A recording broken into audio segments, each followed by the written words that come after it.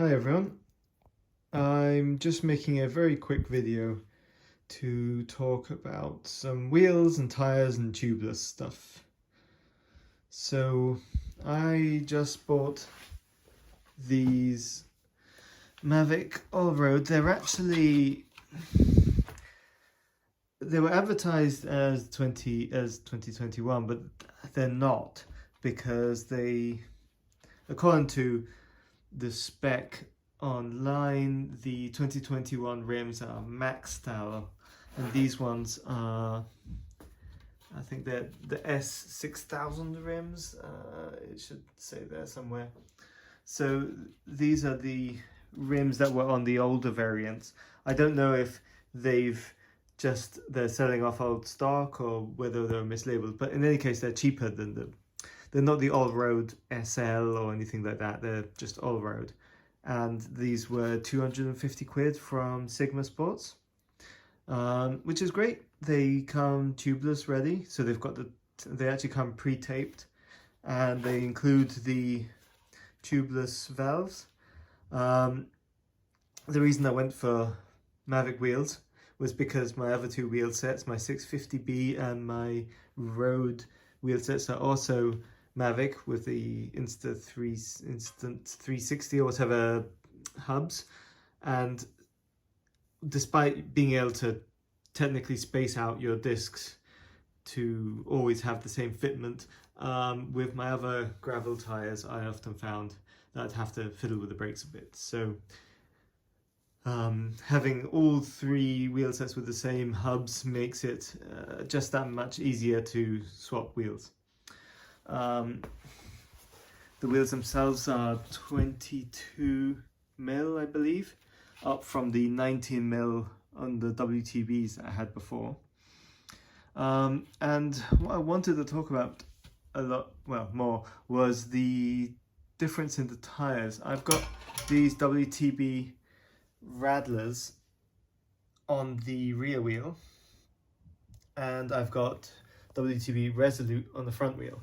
The Radler already had two punctures. It actually had a puncture up here, and it had one on the sidewall, although the sidewall one actually didn't affect the inner tube for some reason. But when I put them onto these wheels and pumped them up, I was immediately getting air rushing out from this hole, so I had to patch the tire itself. So it's kind of similar to a tube patch, but it's just made for the tire itself. So fix that one, and then also put some glue into this one here. This was like a scuff or something. I must have scuffed a rock, and so it was like 3 little pinpricks. But anyways, after putting the sealant in this tire, it sealed up perfectly well, and it's still holding pressure like a week later almost. The same cannot be said for the Resolute. Even though the Resolute tire, which is my front tire, had never had a puncture, it is not holding pressure the same. I've pumped it up like 5 times. I've left it on its side, on both sides, and it's still not totally sealed. There is some weeping in the sidewall. I'm trying to find where it is right now. It's probably hard to see and it's dried off. But there's a difference in generational difference between the Resolute and the Radlers. The Radlers are fairly new. I think the Resolute's at least a year or 2 old in terms of when they were made. I don't know if that has an effect on the efficiency or the effectiveness of the tubeless setup. They both have the little, what's it called? The TCS logo. So they both have they're both the same TCS system, but I wonder if there's actually a difference in something in the production that makes these ones harder to seal, because I had the same issue with my Riddlers. My Riddlers, exactly like these, weeping a lot, took forever to actually seal. This Radler, which is newer than the Riddlers and the Resolutes, sealed straight away. I'm not sure if that is just a coincidence, but that's what I am seeing. I haven't actually ridden these wheels yet. As you can see, they look very clean. I just set them up and I've been trying to get this tyre to hold enough air to go for a ride. I think it is. I'm just waiting for the right time. It's been a bit icy. I also got these Ice Tech disc rotors on. I will see if they are any good.